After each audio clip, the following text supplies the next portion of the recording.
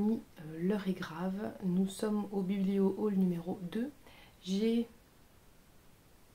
petite quinzaine de livres à vous montrer, je crois, en sachant que j'en ai emprunté et rendu entre les deux vidéos que je voulais à l'origine vous montrer, mais il y a un moment, il faut bien que je les rende et je peux pas, voilà, je n'arrive pas à trouver le temps de filmer autant que je l'aimerais.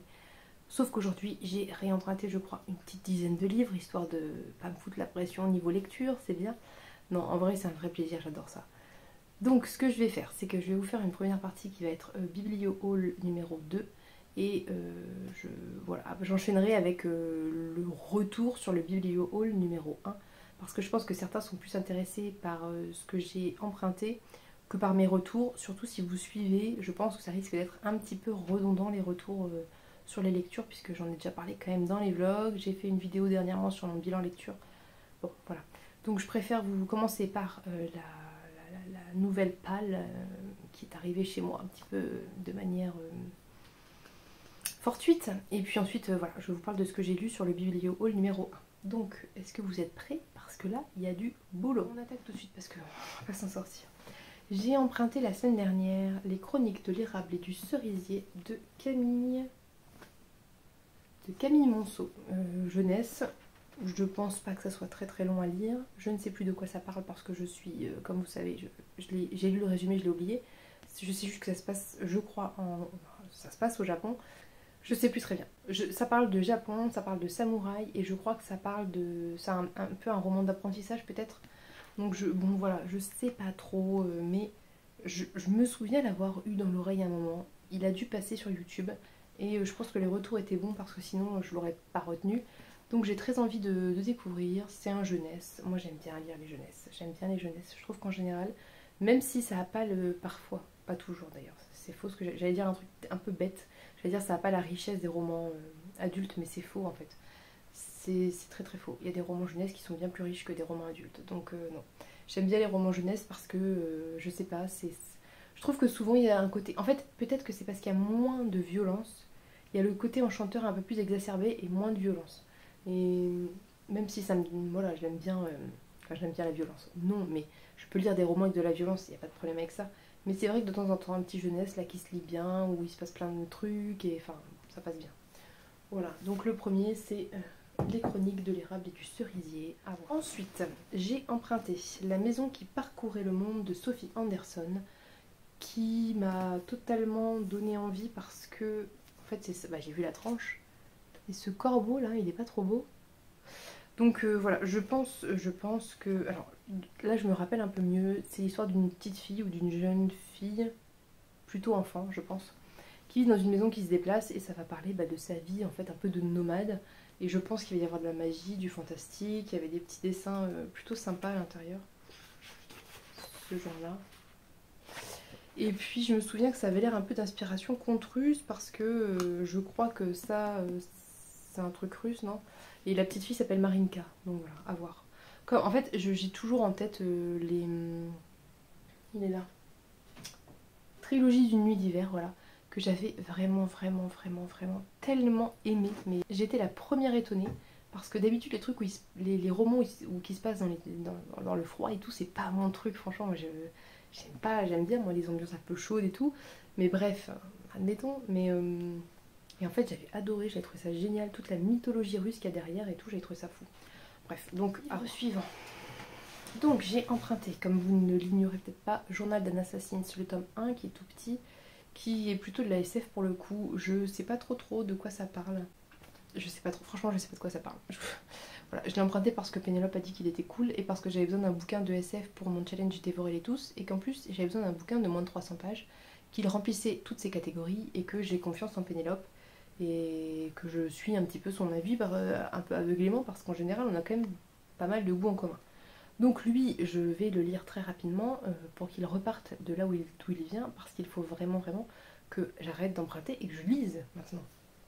Voilà, donc SF, robot, pas long à lire. La brodeuse de Winchester de Tracy Chevalier, ça se passe au XXe siècle, l'entre-deux-guerres il me semble, et je crois que ça parle de... Franchement je sais plus très bien, ça va parler d'histoires de femmes pendant l'entre-deux-guerres, parce que plein d'hommes sont morts pendant la guerre, qu'elles essayent de gagner en indépendance, quelque chose comme ça je crois. mais je me rappelle plus. Donc pareil, ça je voudrais le lire vraiment rapidement pour le ramener parce que je l'ai déjà depuis au moins 3 semaines chez moi. Ensuite, le livre des heures de Anne de la Flotte Médévy, en gros caractère. Ça je l'ai pris parce que roman médiéval, moi j'adore les romans médiévaux, vraiment. Et que ça va parler d'une jeune fille, je crois, qui est rejetée par sa mère et qui s'enferme dans l'atelier de son père qui est enlumineur, je crois. Et voilà, ça va parler de ce genre de sujet. Et là, donc là, on est plutôt sur, je pense, la vie d'une personne, d'une jeune femme au Moyen-Âge. Franchement, je sais pas, je crois que je l'ai vu passer aussi en fait. Je pense que je l'ai vu passer et ça me tente bien. En fait, romans médiévaux, moi je saute. En fait, le problème que j'ai avec ma médiathèque, si vous voulez, c'est que les romans, bah en gros, ils sont classés par genre un peu, mais pas vraiment non plus. Ça veut dire qu'il n'y a pas un coin roman historique, il y a pas, il y a policier thriller, il y a fantastique fantasy. Après, il y a tous les bouquins qui vont être plutôt didactiques ou les manuels ou machin bidule. Mais il n'y a pas un coin roman historique. Alors que moi, je rêve d'un coin roman historique parce que je n'aime pas forcément tous les romans. J'aime les romans historiques principalement, et notamment les romans historiques médiévaux. Donc du coup, pour trouver un truc, il faut que j'aille fouiller sur le site, de préférence en ayant le nom du bouquin, donc voilà, c'est un peu pénible. Sinon, j'irai flâner dans le rayon roman historique. Voilà. Ensuite, on n'a pas terminé, hein. J'ai emprunté D'or et d'oreiller de Flore Vesco. Pourquoi? Parce que j'ai adoré L'Estrange Malaventure de Mirella, que j'ai très envie de découvrir plus de livres de Flore Vesco, et que en ce moment Juliette de la chaîne Livres et Sortilèges le lit et qu'elle m'a dit qu'il était trop bien. Et vous voyez, en 1 heure j'ai lu tout ça, c'est de la jeunesse, hein, ça se lit super vite, super bien. Et quelle écriture, mais quelle écriture! Moi j'adore l'écriture de Flore Vesco. Je trouve qu'elle a une capacité à avoir le juste mot sans être pompeuse, sans être prétentieuse dans sa façon de parler, mais toujours le juste mot et vous voyez clair en fait, c'est clair mais bien écrit. C'est vraiment ce genre de livre qu'on a envie de faire lire à des jeunes, j'allais dire des jeunes, j'aime pas cette expression, à des grands enfants on va dire, vous voyez, pour un peu leur permettre à la fois d'avoir accès à une bonne écriture, une bonne histoire, un bon fond. C'est que Flore Vesco, elle a, en tout cas moi j'adhère à, je pense, ses idées autour de ce qu'elle écrit, puisque on sent que c'est féministe, que c'est voilà, c'est beaucoup très ironique, il y a beaucoup de moqueries de la société et tout, c'est génial. Donc j'adhère à tout, en tout cas dans L'Estrange Malaventure de Mirella, et ici pour le moment j'adhère à tout. Et du coup j'ai envie de le faire lire à plein d'ados, je sais pas, je dirais peut-être à partir de la 4e, parce que c'est génial quoi. C'est l'accès à une bonne écriture, mais avec une histoire qui est sympa, qui, voilà, sans passer par des grands classiques de la littérature qui sont barbants pour des... Quand on a 14 ans, faut être réaliste quoi. Parce que c'est ça aussi le problème, c'est que faire lire de la littérature classique, du Zola et tout. J'adore Zola, hein, je suis la première fan de Zola en France sûrement. Mais faut être réaliste à un moment, faire ce genre de problématique ne concerne pas les enfants de 3e ou en seconde. 3e ou en seconde, mis à part quelques exceptions comme j'ai pu l'être parce que j'étais un peu bizarre, concrètement, tu te fous de l'histoire des mineurs du siècle. Faut pas déconner quoi. Bref. Un âge pour chaque chose, mais soit. Ensuite, j'ai emprunté Amari et le bureau des affaires surnaturelles, donc de Bébé Alston. Bibi Alston sûrement. Pareil, je n'en sais pas grand chose, mais j'ai vu quelqu'un sur Insta qui a dit que c'était génial, génial, génial, qu'il fallait le lire. Donc, moi, comme je pouvais l'emprunter et que j'ai vu qu'il y était, je me suis dit, eh bien, lisons Amari.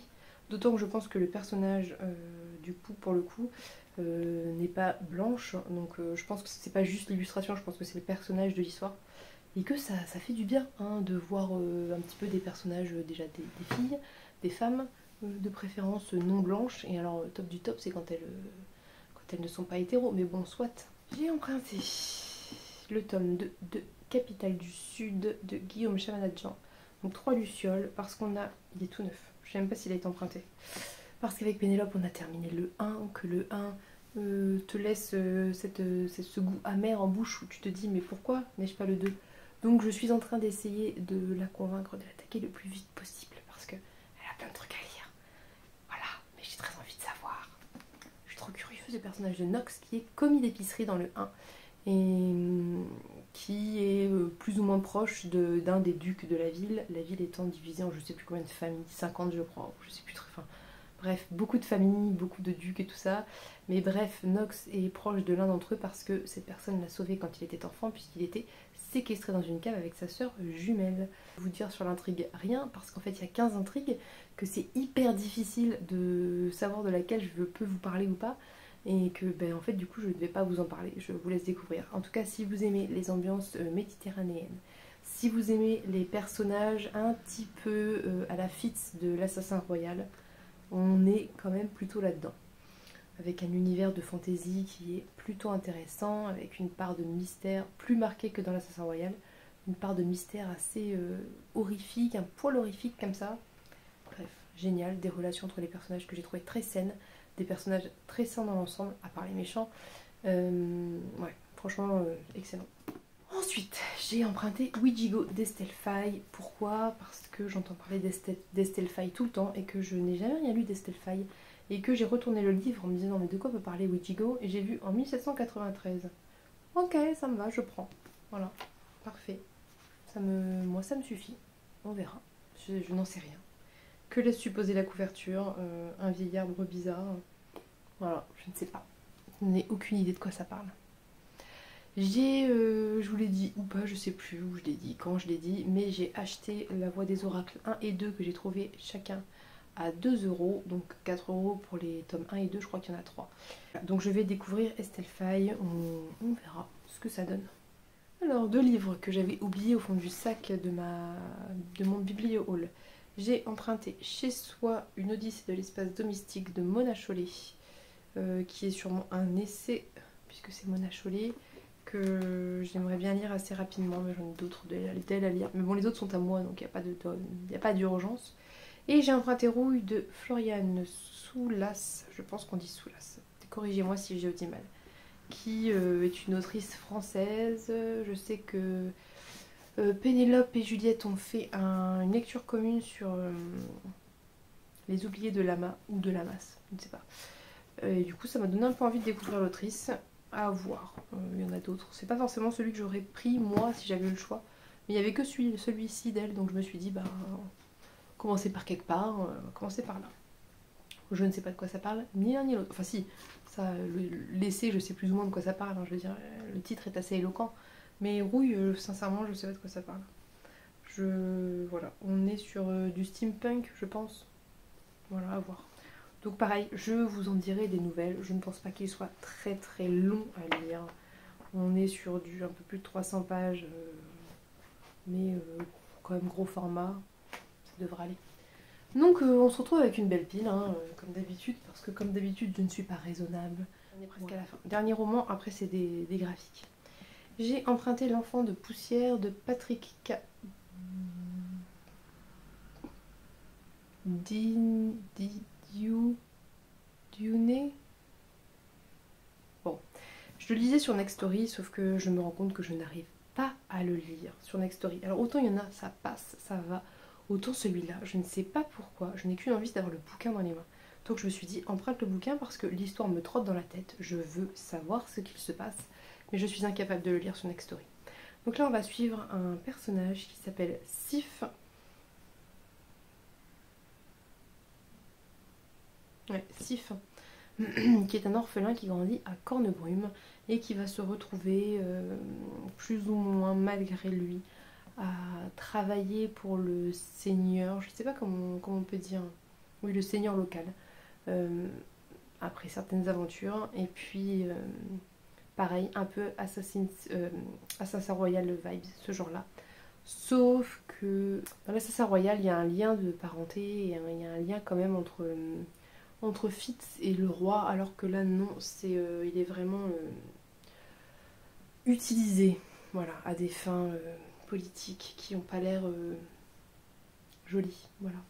Bon, je saurais pas trop vous résumer, en fait j'en ai pas assez lu, très sincèrement. Je sais même pas où j'en suis dans le bouquin en fait, j'en suis dans le numérique, mais où est-ce que j'en suis dans le bouquin concrètement, j'en sais rien. Bon bref, je vais regarder, je vous tiendrai au courant de toute façon dans tous les cas. Pour la partie graphique, j'ai un peu craqué, mais c'est des mangas, ça se lit vite. J'ai emprunté Minuscule 3 et 4 qui sont trop beaux. Voilà, parce que j'ai fini le 1 et le 2, que j'ai envie de savoir, j'ai envie de continuer. Donc Minuscule, ça parle de l'histoire de ces deux deux petites personnes trop mignonnes qui...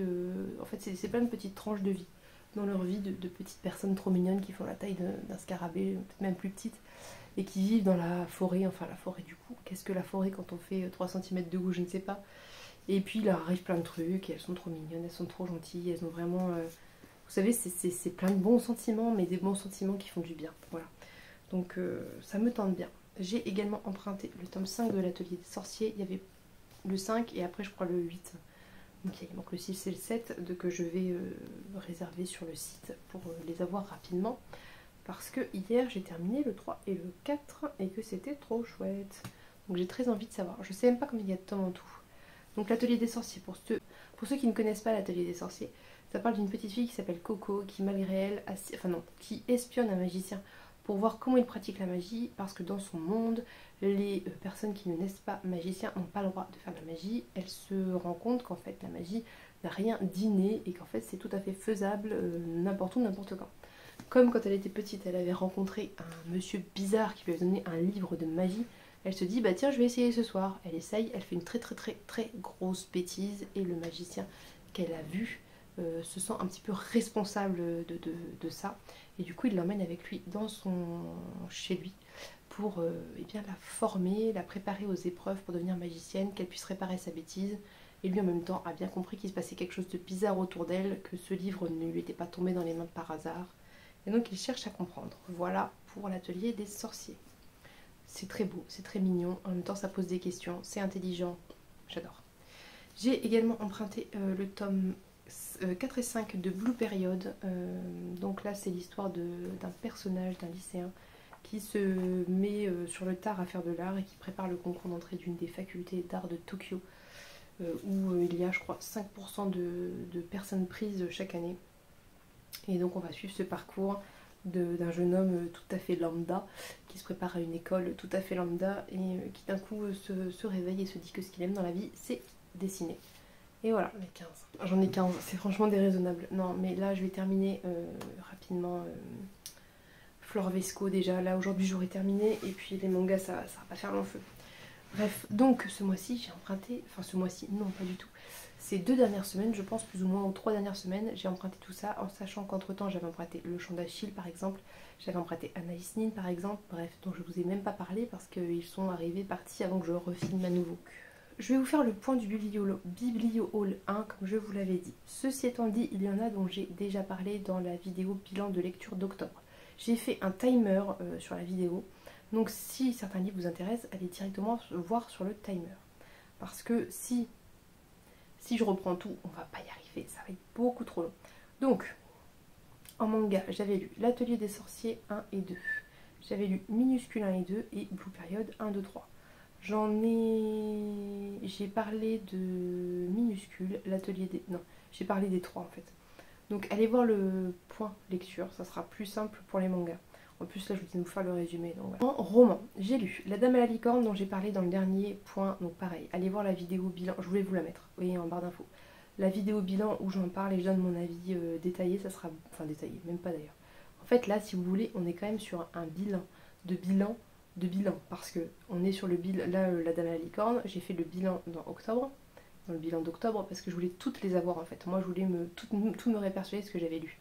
Donc je me suis fait un bilan, sauf qu'en vlog j'ai détaillé mon avis encore plus. Donc je vous invite soit si vous voulez un avis très détaillé à aller voir le vlog, soit si vous voulez un avis un petit peu plus rapide et sommaire mais juste pour vous faire une idée, allez voir le bilan d'octobre, allez voir dans la timeline là et cliquez directement sur le minutage. Ensuite je devais lire Druide que je n'ai toujours pas lu, que j'ai dû prolonger parce que je suis en retard, c'est super. Donc je peux pas vous en parler. J'ai lu Le Désert des couleurs d'Aurélie Wallenstein qui était une excellente lecture que j'ai adorée. Donc Le Désert des couleurs, là j'ai pas fait le bilan parce que c'est une lecture de novembre. Le Désert des couleurs en fait ça parle d'une société, enfin de la Terre en fait, encore une fois, post-apocalyptique où le désert a envahi toute la surface du globe a priori. Et en fait les gens vivent, enfin on suit qu'un groupe de personnes, donc on ne sait pas s'il y a d'autres survivants finalement. Ces gens-là vivent dans un cratère de volcan où ils sont un peu en hauteur et protégés du sable, parce que toute personne qui s'égare dans le sable perd ses souvenirs en fait. Le sable, le désert lui vole souvenir après souvenir, jusqu'à ce que la personne perde la raison quoi. Donc les gens vivent protégés mais voient le sable monter tout doucement et ils cherchent une solution pour s'échapper et survivre.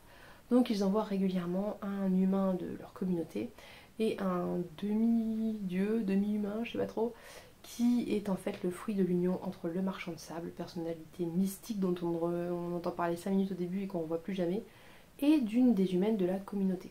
Donc en fait, si vous voulez, l'intérêt c'est que l'enfant du marchand de sable, donc qui s'appelle un Mimorian je crois, ne perd pas ses souvenirs en fait. Il a une durée de vie très très courte, il vit beaucoup plus vite qu'un humain normal.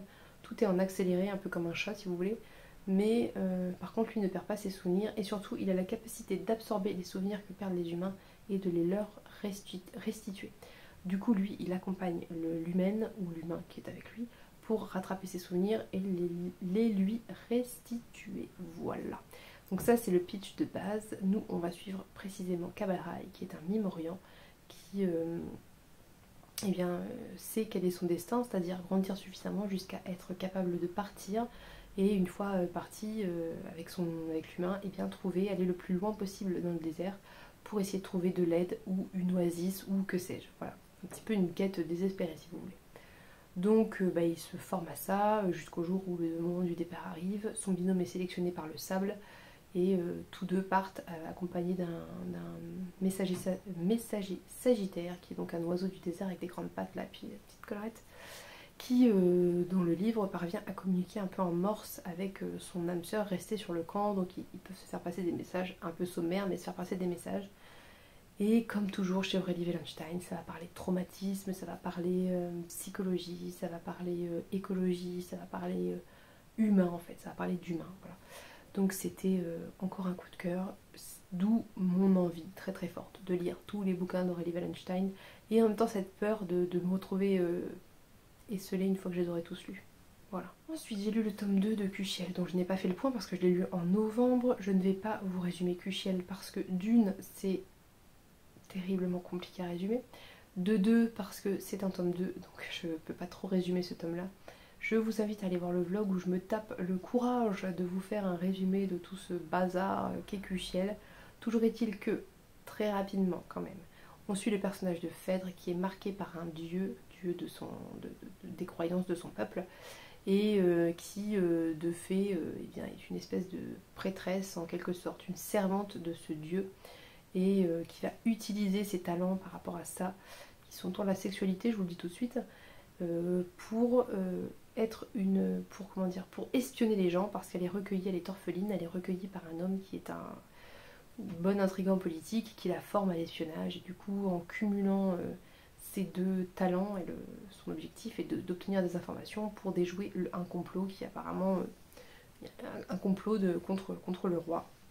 Bref, il va se passer plein de choses, je peux pas trop vous en dire parce que c'est vraiment quelque chose qui se découvre, c'est une aventure hein, concrètement. Donc voilà, j'avais beaucoup aimé le tome 1, j'ai beaucoup aimé le tome 2 parce que j'aime bien l'évolution de Phèdre principalement. Je trouve que c'est vraiment un personnage qui est incroyable parce qu'elle est enfin, je ne saurais pas vous dire, elle est pas lisse en fait. Elle est tout ce qu'elle est et c'est pas lisse, c'est plein d'aspérité. C'est pas parfait, elle n'est pas parfaite. Et surtout, elle est profondément humble et bonne. Enfin, je veux dire, vraiment.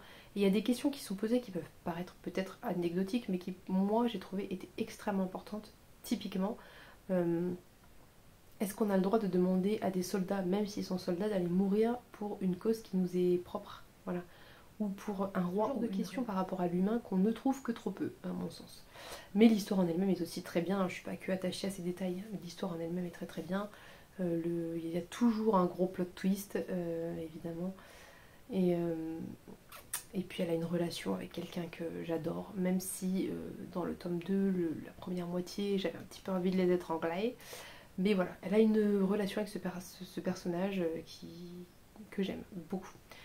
Même si elle n'est pas toujours très saine, mais voilà, bref. J'ai lu Capitale du Sud, le tome 1, Le sang de la cité, que j'ai terminé hier avec Pénélope, et c'était trop bien.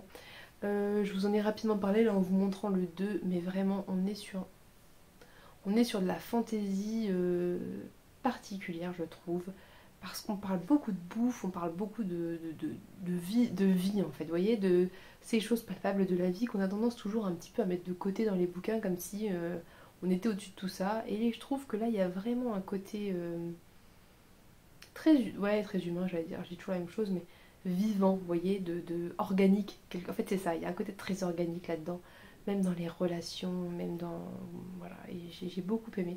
Je trouve que la narration est originale, je trouve que malgré le fait que l'auteur lance plein d'intrigues qui évidemment ont sûrement au final tout un point commun et vont sûrement toutes dans la même direction, mais là à la fin du tome 1, sincèrement, je serais bien en peine de vous redonner toutes les intrigues parce qu'il y en a tellement, mais en même temps ça se suit sans peine, c'est intelligent, c'est bien écrit, c'est différent. Je ne saurais pas vous dire exactement en quoi, mais je trouve ça différent. L'ambiance est différente. C'est pas forcément tant dans l'histoire, même s'il y a des petites originalités, c'est l'ambiance générale qui est très différente et voilà, j'aime beaucoup.